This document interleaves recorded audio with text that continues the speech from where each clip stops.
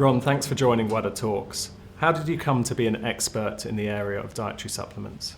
Well, thanks for the chance to come here. I wouldn't describe myself as an expert, but it's an area where I've got a lot of interest. I first got involved because I used to be a runner, and I was never very good, but I tried as hard as I could. I trained hard. So when I did my degrees at university in physiology and biochemistry, I tried to understand what limits exercise and how we could run faster, perform better. And one of the issues, of course, is training. And one of the things you can also do is to look at diet. So from that, I became interested in how diet affects performance. And from that, it's a short jump to say, well, how do things you add to the diet influence performance? What do you think are the main hazards of dietary supplement use? There are several hazards associated with dietary supplement use. Of course, there are also some benefits in the case of some supplements, but the main hazards are twofold. For everyone who consumes supplements, there may be some risk to health from some of those supplements, and that's a major concern. There have been cases of deaths linked to the use of dietary supplements, so that's a real problem. For the athlete who's liable to drug testing, the other hazard is they may fail a drugs test as a result of consuming, in all innocence, a dietary supplement. And how do you think athletes can manage the risks associated with taking supplements? Many sports bodies used to say you can manage the risk of supplements just by not taking them. But that's a very short-sighted view, and it ignores the fact that the athletes know there may be some benefits from using some of those supplements.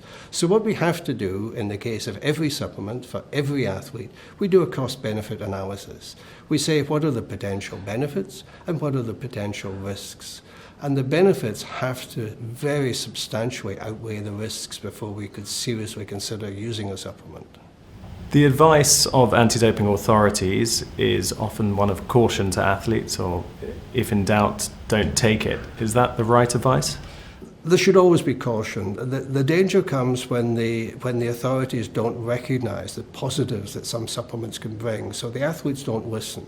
And back in the 1960s and 70s, many well-meaning people said to athletes, don't take anabolic steroids because they don't work.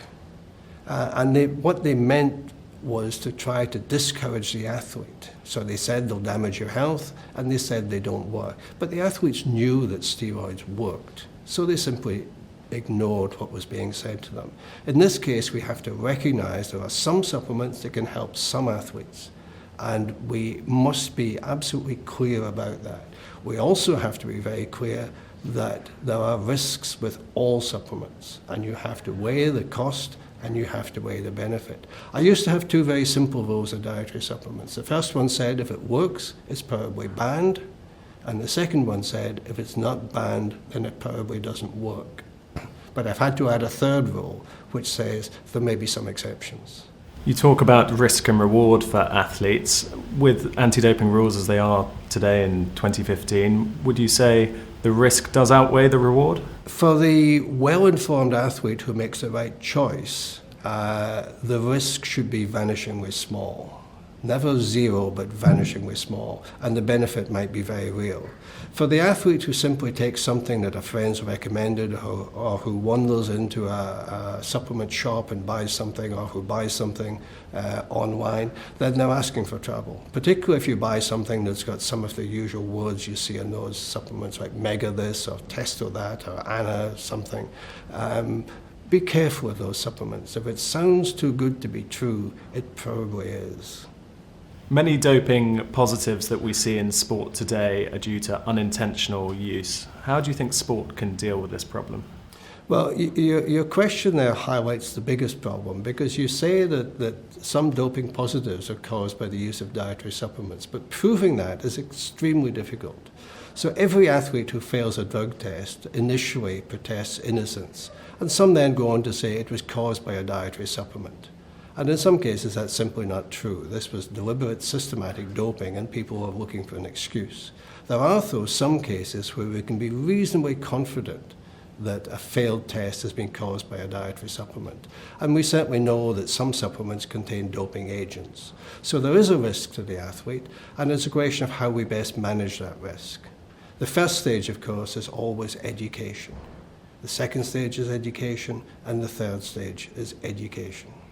The supplement issue, if we can call it that, has intensified over the years with the advent of the internet, and we hear about all sorts of dubious sounding substances out there.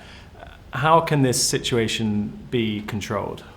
Athletes have to recognise that supplements are part of the world in which we live.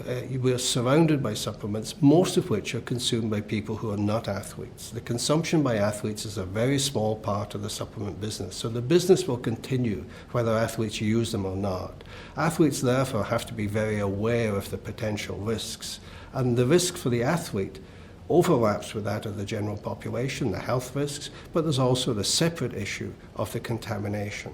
Now, contamination with very small amounts of some doping substances can cause a failed drugs test, but it's got absolutely no effect on health. So the authorities, quite rightly, are not particularly concerned about the presence of very small amounts of doping agents because they have no implication for health. And of course, the regulatory authorities are not particularly worried if a few athletes fail a drugs test. Some would say bringing in certification would be an answer to control the problem. What do you say to that? There are various steps that can help limit the program, and there are various certification programs in place where manufacturers can submit their products, have them batch tested, and those products are not released until that batch has been shown to be clear of doping agents. That helps minimize the risk, but it's very important to recognize it doesn't eliminate the risk. There may be very small amounts of some substances in that product which are not detected, so the supplement may pass a certification test but still result in a positive doping outcome. And that's hard to get your mind around. The analysis says this supplement is okay, you analyze the supplement, there's nothing there, but you feed it to a human volunteer and they produce a urine sample with the doping agent present in the urine sample. With some estimates we see, it is said that up to half of athletes take supplements. Would you say that's an accurate proportion? There are many surveys on the prevalence of supplement use, and some quote figures as low as about 10% and some quote figures of 100%. So it depends on the sample population you're looking at, and it depends on how you ask the questions, because that in part depends on how you define what a supplement is. Some people would consider an energy bar or a sports drink to be a supplement, and some would not. So the figures are very vague, but I would accept that, yes, probably about half the athletes take dietary supplements on a regular basis. Today's anti-doping rules under the 2015 code put more emphasis on athlete support personnel and their potential role in doping. How influential can they be in an athlete's choice on whether or not to take supplements? The support staff, the team doctor, the nutritionist, the physiologist, the physiotherapist, everyone supporting the athlete has a role to play because the athlete's got a lot more to worry about. They've got training to worry about, tactics to worry about, competitions to worry about, all those important things. They're not experts on supplements. They need to speak to somebody who is. So there's a responsibility on the support staff to read the literature, to understand the issues, and to communicate effectively with the athletes they're responsible for. If they don't do that, they're not doing their job properly. All things considered, what's your main concern when it comes to the topic of supplements? I think the concern really is that we don't have a clear message to give to the athletes because the message is a very difficult one. There are some supplements that can help you in some situations. Every supplement carries a risk. In most cases, that risk is vanishingly small, whether it's a risk to health, or a risk to performance, or a risk of a failed doping test. But in many cases, we can't reliably quantify the risk. So we have so many unknowns, and that's very frustrating. It would be nice to give the athlete a simple message, but unfortunately, we cannot give a simple, straightforward, direct message. We can't say, take this, it's safe, and we can't say, don't take that, it doesn't work. Ron Maughan, thank you very much. Thank you very much.